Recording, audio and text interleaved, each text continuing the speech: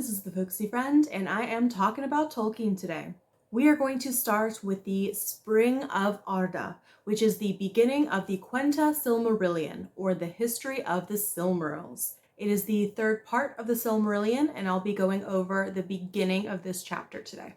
Up to this point, we know all about Iluvatar, who is the ultimate creation force, and he lives outside of the world, out in the great void. And we know about the Valar, who were spirits created by Iluvatar, who entered into the world to put it all together in preparation for the coming of elves and men. The Valar have just put the worlds together, but they are now in a fight against Melkor, who was once one of them, but has since fallen to the dark side, you could say. And he is determined to destroy as much of Arda, the world, as possible.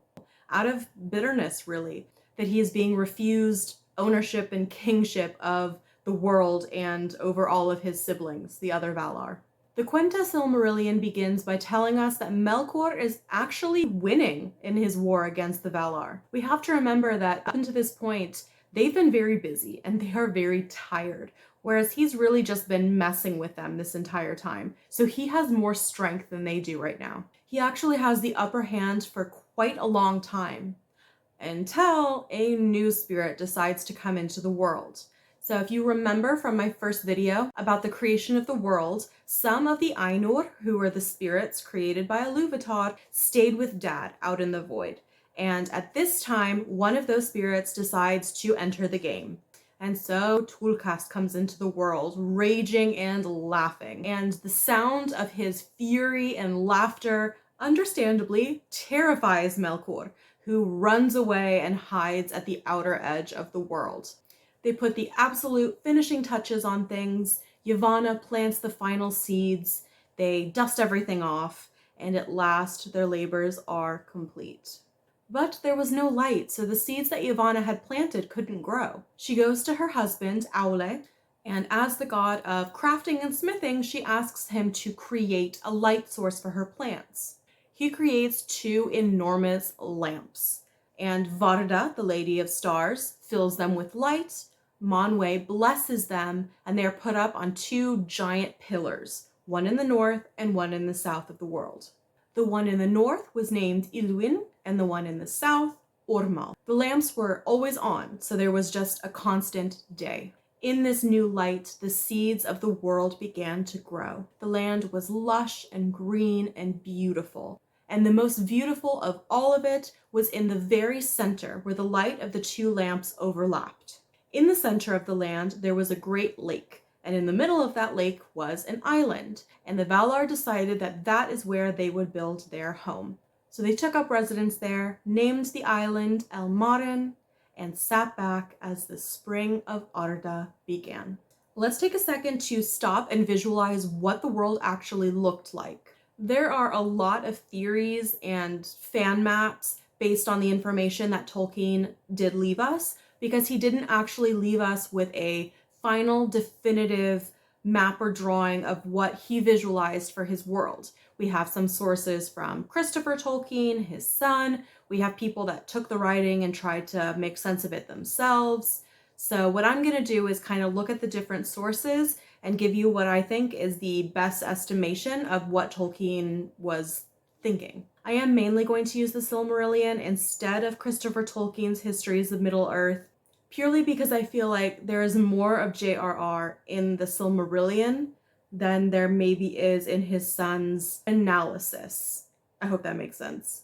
So in the beginning, we know that the surface of the world was flat, and it had deep roots. Think of like an iceberg with a flat top.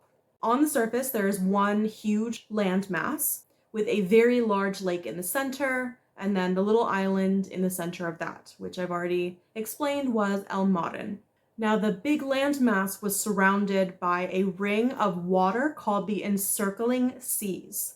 And it's important to know that at the very north of the world and the south of the world, the encircling seas was narrower than it was at the east and west. Now, at the outer edge of the seas, there was a great wall called the Walls of Night. And there was only one break in the Walls of Night. That was the Door of Night. and that was the only way you could get in and out of the world. In a different video, a little later, when I've pieced together more of my thoughts and information, I'll try to explain what is beyond the wall of night, but for now, let's just assume that it's the void out there and that nobody's going out there right now. So to recap, we have an island, in a lake, in a landmass, surrounded by the encircling seas, and around it all is a great big wall. Now let's get back to the Valar. With all their work finished and the war with Melkor over, they finally had a chance to rest. Of all of them, Aule and Tulkas were the most exhausted because Aule had a part in every single thing that was done and he really had no breaks, whereas Tulkas had expended all of his energy by fighting Melkor the hardest. Manwë decided that there should be a great feast to celebrate what they had accomplished, and they could sit back and eat and be merry and watch the world grow and bloom with the plants and lives of emerging animals. So they all gathered together in Elmarin. They had a great feast. Tulkas married Nessa, and they were all happy and at peace. Nessa started to dance for them all, and in just a relaxed, content state, Tulkas fell asleep. What the Valar didn't know was that Melkor was on the move. He had been hiding in the far north of the world, beyond the encircling seas. I imagine hiding right at the edge of the seas, right next to the wall, as far as he could get away from them all.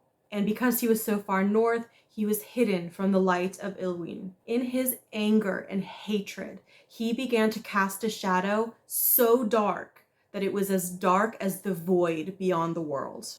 And the Valar couldn't see him. I'm not entirely sure where they thought he was. Maybe they thought he literally ran away back home to Iluvatar, but he was staying put and he was gonna get his revenge. Melkor had gathered his supporters to him and they made him feel strong. So when his spies among the Valar told him that the Valar were all having a great big feast and Tulkas was taking a nap, Melkor knew that that was his time to act. He snuck back into Middle-earth far to the north and hid behind a mountain range. That was where the light that was cast by the northern lamp, Illuin, was at its dimmest. And in that spot, he dug into the ground. Like a group of evil moles, Melkor and his minions dug out a deep, dark fortress under the earth, and they named it Utumno. The Valar still didn't know that Melkor was there. He was hidden by the dimness of the light and the mountains and his own dark shadow. But once he had really taken root in there, his hatred began to seep out like a poison, and it spread across the land, affecting everything it touched. Green things fell sick and rotted, and rivers were choked with weeds and slime. And fens were made rank and poisonous, the breeding place of flies. And forests grew dark and perilous, the haunts of fear. And beasts became monsters of horn and ivory and dyed the earth with blood.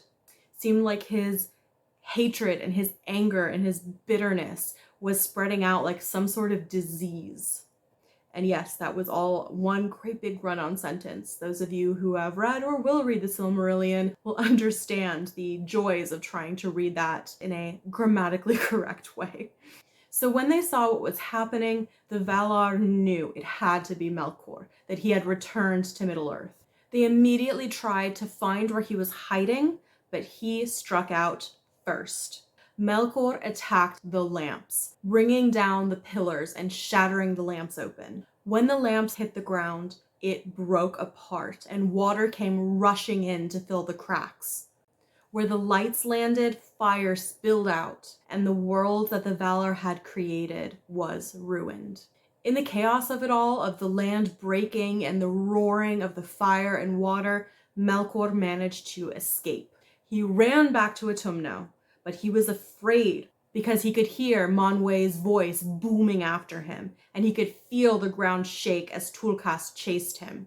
But before he could be caught, Melkor slunk back into Utumno, and the Valar could not waste their strength trying to pry him out.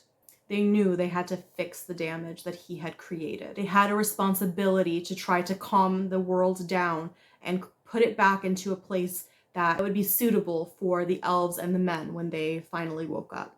Thus ends the Spring of Arda. So the Valar will need to find somewhere new to live and figure out what they're going to do about Melkor. And that's what I'm going to go into next week. I hope you enjoyed spending some time with me here today as I talked about Tolkien, and I hope to see you next Tuesday. Have a great week.